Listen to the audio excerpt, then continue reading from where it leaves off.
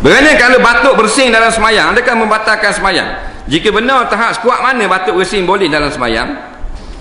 Jawabnya, kita sengaja buat benda-benda yang mengeluarkan suara, itu membatalkan semayang. Sedangkan suara itu tidaklah perintah dalam amalan kerja-kerja semayang.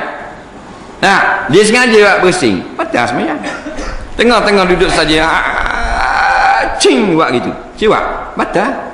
Mengeluarkan suara seperti itu dengan sengaja. Nah, bersin ni sengaja tak?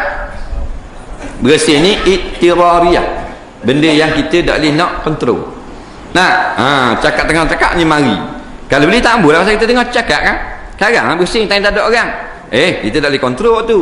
Siapa masih bersin kan? Jadi bersin dan batuk tidak membatalkan sembahyang. Cuma semua ulama sebut dalam bab Fatihah, kalau kita berpanjangan sangat batuk dan bersin itu, dia memutuskan mualat Fatihah. Kalau sedikit batuk tak putus walat, boleh sambung lagi Fatihah. Tapi tengah Maliki Yaumiddin bersin saja kat 15 minit, khating, nak kena baca semula Fatihah. Tu ulama sebut.